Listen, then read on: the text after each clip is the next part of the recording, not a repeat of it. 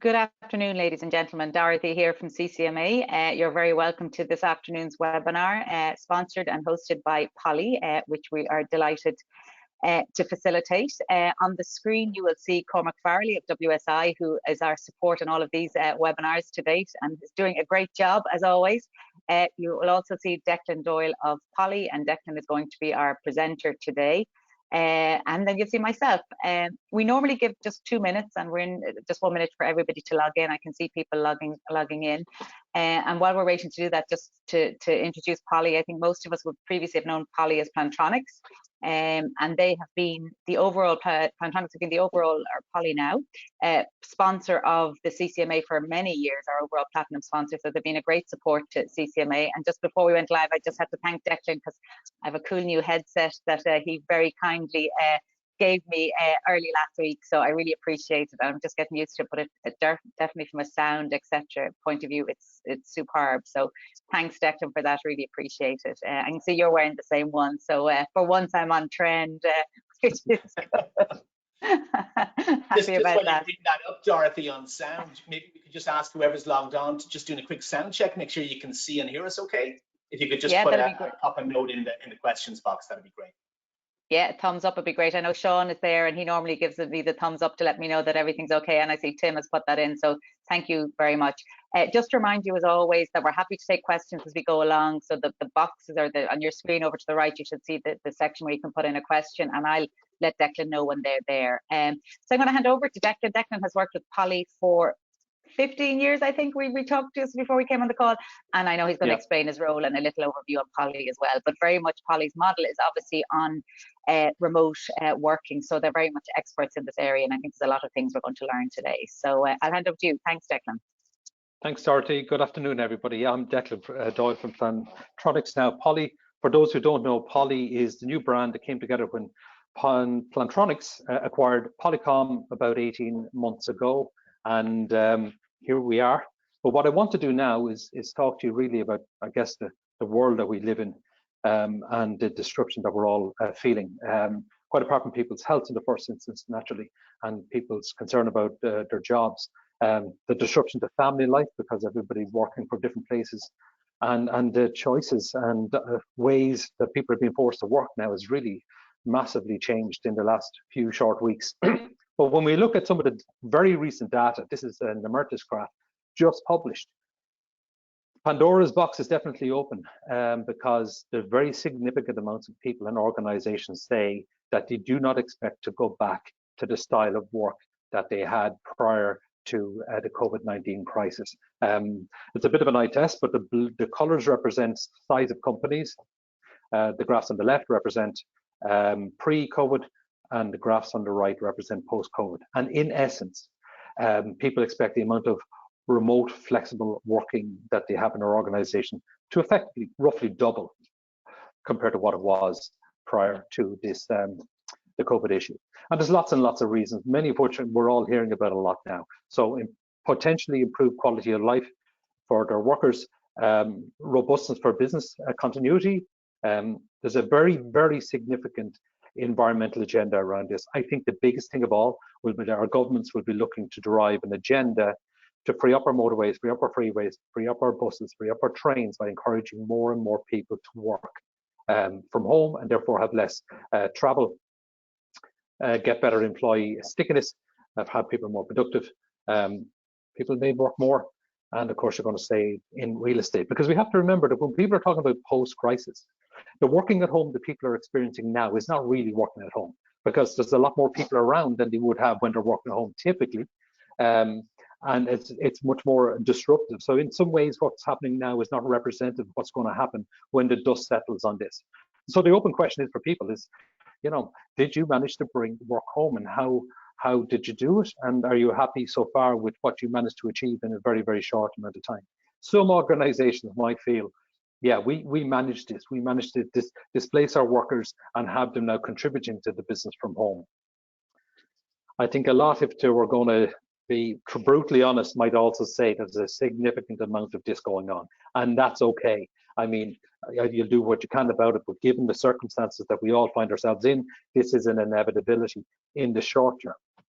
But of course, if you're going to have a lot more home workers, What are you going to do in the medium and the long term? You know, what is going to be the plan? And you know, when people talk about new work practices, we've been doing this since 2008. That's when Poly, then Plantronics, implemented their flexible working culture. And along the way, we've spoken a lot about the journey that organizations take to go from fixed worker locations to flexible, smarter, or remote worker locations. And in there, invariably, risk is the primary agenda because organizations are worried about security. You're worried about reliability, particularly in this industry. And of course, you're worried about productivity. Will the person who was in front of me before be as productive if they're no longer in front of me? And that's fair enough. You know, we can understand that the default position is covering your bases and making sure everything's okay. But the thing we learned, as I said, way back in 2008, it was right in the teeth of the recession. As an organization, we knew we wanted to change. We had a CEO at the time who was quite a visionary in this regard, and he wanted to implement a new policy. But it wasn't based upon risk, and it wasn't just based upon saving cash. It was based upon a kind of higher, more holistic principle that we built our agenda around, which is to allow people to work where and when they were most productive, cost-effective, and environmentally respectful. So that put a kind of different framing on the conversation of remote and flexible workers. And to help it a little bit further, we broke it down into three things called the 3 Bs. And they are the bricks, the bites, and behavior. And like any stool with 3 legs, if you didn't have all 3 in place, the likelihood of success is severely limited. So rather than approaching one particular element of it or an ad hoc approach, everything that was done was framed around this principle. And it really, really had a massive impact on our culture. It helped us with flexibility, work-life balance. We dealt with a green agenda in advance. People weren't traveling. We had a more robust business model. People were more flexible in how they worked based upon their lifestyle. Employees were therefore significantly happier, and we could hold on to the right people that we wanted. Of course, we saw very significant reduced costs, particularly in real estate. Real estate is the most empirical ROI of them all. And we had a much higher culture. I mean, we did a lot of research into measuring empirically benefits on the left in blue for the employer and benefits on the right in yellow for the employee. So it was a massive success and a massive learning for us as an organization. And the 3 Bs was the principle that we did it upon. But of course, that doesn't mean it was easy. It took a lot of people to work together as a team in order to achieve that sort of traction, that sort of success. And specifically, I would probably say to you that in spite of people saying they're going to do this, it is a new project. The way you wanted to work after the crisis is going to be different from the way you're having to work today. And that means you need buy-in from the very top. The organization strategically deciding that they're going to work on this. And then it's a breakdown of the 3 legs of the stool. So bricks, bites, and behavior could be broken down into HR, finance, IT, and facilities as well. Particularly HR, IT, and facilities, bricks, bites, and behaviors. All of those stakeholders needed to be together and on the same page in order to roll out a holistic strategy across the organization. So let's take a quick look at the 3 Bs and just remind ourselves of the considerations therein. And let's start with the bites, because the bites is the bit that, let's face it, most people go towards when they're looking to define a strategy. They say, oh, get the IT right, get the reliability, get security, get that in place. And that is very, very important. And I think most people in the line has been proven, perhaps more than people expected, that the tools and the technologies exist to manage people no matter where they are. Both from the vendor OEM, right through to network readiness, right through to security, right through to feedback and insights from the edge, through to analytics, AI, voice recognition, speech recognition, and of course, health and safety of your employees. Those tools exist and have existed for quite a while. What we have seen perhaps is an acceleration towards the cloud, because an awful lot of the tools now exist in cloud-only formats, particularly around AI and insights and analytics, because the horsepower you need computationally is so significant that that's very often one of the key big cloud players who own it, and therefore platforms are evolving to the cloud for that reason and other reasons I'll touch upon a little bit later on. So I think The bites conversation is one that most organizations are most comfortable with. Bricks sounds straightforward enough. I mean, all you're saying is, look, people are no longer going to be in the office, and I need to give them the bites, the connectivity to work from home. Fine. It's not quite that simple. That's what they're doing at the moment because they have to, and their work environment is very disrupted anyway. But when you're strategically planning for remote, home, or flexible workers, it pays great dividends to look in advance at some of the considerations around those people. And the first of it, it can often be to do with the person. And I don't mean the person as in the individual, I mean the circumstances that the person lived in. Particularly in this industry, you know, if you've got a young workforce tends to live in more shared accommodation than a more mature workforce. And that means that their living arrangements may not lend themselves to working, particularly in an intensive voice customer experience mechanism that, of course, this industry represents. And so the suitability of the role for the person is really key, because, you know, if you don't assess that in advance, you can end up with a lot of bad experiences later, and you can save so much time by anticipating it earlier on. So that leads on to the home space and then equipment. And so an organization needs to decide and have, again, a policy and a strategy around all of the physical elements of the home worker environment. Do they provide them? Do they fund them? Do they look after them? What is the strategy? Again, relatively straightforward to do in advance, very messy to do later, once people are already on the journey to remote working, and you have less than stellar experiences of your employees and perhaps their customers because there wasn't due consideration given to the bricks, to the alternative workspace that they were going to be in. So bricks, bites, that's two. Behavior really is where the sizzle is, and behavior is perhaps the most nebulous and arguably the most difficult to make sure you get correct. Of all the times, as I mentioned, we've been talking about flexible working firms, remote working for over a decade now. The number one objection in organizations who want to migrate their culture is management worrying about how to ensure they're managing their workforce effectively remotely. It's the number one barrier to adoption up until this point. But as I mentioned, the genie is somewhat out of the bottle now, and organizations are going to have to pivot to try and do that. So unquestionably, and there's no easy answer to how your organization can pivot its management mechanisms in order to ensure that the individual is contributing to the business and that the business is undoubtedly looking after the person, because, you know, there's huge upsides to flexible working, flexible work patterns, but do both sides understand that? The impact of the new work pattern upon the individual's family, but also the individual's team, because they may be changing their work practice as they move away from their fixed location into a remote location, and that has to work with their family and their domestic situation, but equally it has to work with their existing team members and colleagues and of course customers. Again, you're looking at considerations around how often do they come into the office for their wellness, but also for productivity in the business. How do we ensure that everything is properly covered and for liability? Power and heat could go under bricks, frankly, but how do you expense those things? You've got a duty of care towards your employee. That extends to when they're in their home workspace. So are they using the right equipment? That's back to desks and proper professional grade devices to ensure their wellness. What's the definition of being unwell when you're remote? It's very different from when somebody is absent from the office. And of course, the obvious one you see bandied around is management by objective. How do you move away from task management to objective management? None of that is easy. However, considering them all empirically in advance saves a lot of pain later. And that's the whole principle behind the bricks approach, that if you look at what you're looking to achieve, not firefighting now, because everybody's doing their best now. People are grabbing whatever pieces of equipment they can, whatever space they can, whatever connectivity they can. They're grabbing whatever devices they can, whether they're appropriate or not, to see us out of this immediate crisis. But when the dust settles and you have a new strategy around flexible or remote working, putting a framework like the 3 Bs on it, it greatly assists in mitigating some of the potential disruptions to your master plan. But there is one thing I will mention that segues into the second part of what I want to speak about today. And that was something that we did almost along the way of our embracing a new work culture.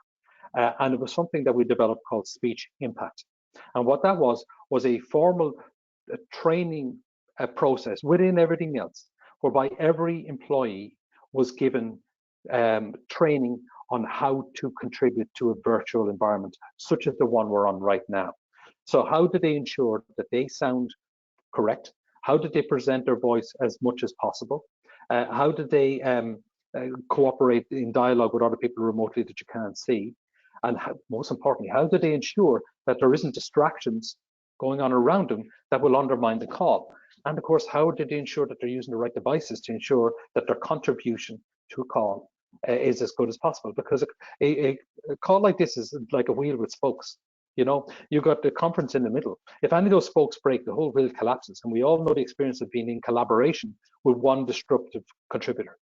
Everybody gets disrupted. So speech impact had a huge effect, not only on people becoming more aware of their contribution, but also it simply raised the bar of standards of expectation around arriving on time for meetings, around muting your microphone, around not interrupting people, around ensuring you sound as well as you can. So not only was it a kind of a technical perspective, but speech impact had a huge cultural impact upon what we would do. And I would strongly advocate that if people are going to be working in a collaboration environment, particularly a remote one, that you ensure that they get coached on their contribution. Now, we did it very simply. We had an outside consultant who came from radio, and he did just 2 short meetings with people in the collaboration group remotely, people from all over. And I can give you more detail. Please reach out if you want to understand a bit more about it, but it was strongly advocated as being a good idea. But I'm just going to pivot a little on the conversation, because quite apart from our own learnings of working remotely and being productive and the benefits therein, there is something else, I suppose, that I've noticed with this whole remote work and disruptive workforce thing, particularly in this industry, that I kind of want to discuss for a couple of moments towards the end here. And that's what's happening to voice, in industrial voice, in contact center. You know, what's going on? Because quite apart from the current crisis around COVID-19, there was already a lot of talk that, you know, voice, well, it's kind of been deprecated in the contact center. It's less important, you know, it's been replaced by other tools. And like, there's no question that how customers are interacting, the volume of interactions they're having with the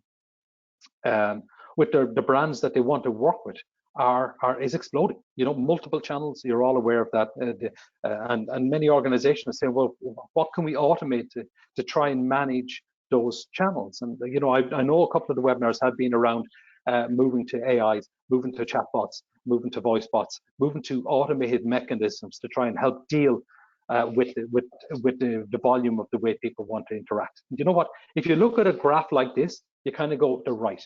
Sure, voice is going down. You know, these other channels are going up. That's great. The only problem with that is that graph does not take into account the explosion in the number of interactions. When you look closer, you can see that voice is still the #1 interaction channel that people want. Now, you can see also that it's very somewhat age dependent. The older the generation, the more likely they want to go to voice. And that's kind of what, I don't think that's any surprise to any of us. But the other thing you'll notice there, if it's not too much of an eye test, is that the amount of voice in the second bar is higher than in the first. In other words, voice is growing in spite of everything else. Now, the proportion of voice 2018, 2019 is continuing to grow. But how can that be? I mean, with all this automation and all these multiple channels, why? Well, the reason is this. Over half of self-service efforts end up speaking to somebody. So in spite of automation, in spite of AI, in spite of these multiple explosions of channels, people are still turning for real-time communication when because they need it. So why do they need it? Well, you know, we know that half of people will try to self-serve before they call, but then they still have to call. The reality is that virtually everybody will call when it's critical or time sensitive or urgent. And the reason is because it's the easiest way to explain yourself, and it's the quickest way to get a solution. And that only gets worse when people are stressed, or they're anxious, or they're angry, or they're upset, or they're worried. Unfortunately, that's the world we're living in to a greater than ever degree. And so people are turning to their brands and they want to talk to somebody. And we know there's a direct link. And I'm sure you all know the very positive and very negative stories around brands at the moment, depending on how they handle people right now. I mean, it's even more heightened experience. like the vast majority of people say a positive experience makes them come back, but conversely, you know, very few will do business with a brand where they've had a negative experience, and we think that's getting worse. So what's happening is, you know, arguably the perceptions is that in an industry where you only had 1 or 2 channels and people rang to talk to somebody, you know, it was a relatively well organized sort of mechanism where people just needed to be prepared with what the company defined that they do, and away they go. But because of this voice as an escalation, you know, the caliber of agents is having to rise very significantly. So they're obviously their intelligence, their experience, their emotional intelligence, their sympathy, their ability to empathize with people, their ability to problem solve and help people. You hear the stories now again and again about how brands have gone the extra mile, or conversely failed utterly to look after their customers. And I suppose, in spite of all of this automation that you hear about, I want to let you know that there's no question that voice is now the priority line. It's now the escalation line. It's now, its part has been reframed within the industry. Now, you forgive me, you guys may know this already, but sometimes there's a huge amount of noise about how you get away from it, when reality has just gone up. And of course, that puts a lot of pressure, because if you now see that, look, when people get through to my agents, they're now often typically escalating something that they tried to fix, or they're in a time crunch, or they're stressed or under pressure, as I mentioned earlier on. That work from home space, you know, there's even more onus on ensuring that it is absolutely well engineered and well planned and well thought out across the 3 Bs as possible, to ensure that they can deliver the brand promise that they have when people ring you. So we have an awful lot of kind of information on this if you're interested. There's many blogs on our website. Hopefully we try and put a kind of the more human, because we're all about experience, you know, delivering services and so on is very important, but it's all about how I feel and how the person I'm speaking to feels, or how I'm looking at, because of course we're not audio visual company. And so, you know, if you have time, simply Google Poly blogs and you'll see lots, but there is several specifically around, you know, this current situation that we all find ourselves in. Please have a look and see if there's anything of interest that might give you some perspective on not just dealing with what's happening now, but really planning for what's going to happen in the weeks and months, as arguably, based upon the research, how and where your people will work will not be the same as it was before all this happened. And with that, I'll say thank you for giving me some part of your time. I'm just going to pass back to Dorothy to see if perhaps there's any questions that we need to cover. Thanks, Declan. That was great. Yeah, I think I'll kick off the first question, and just remind people, if you have any questions, just put them in the little box to the right-hand side. I suppose just to ask Declan, are there any other trends, industry trends you've noticed in the last few weeks as the whole way of working has changed for all organizations?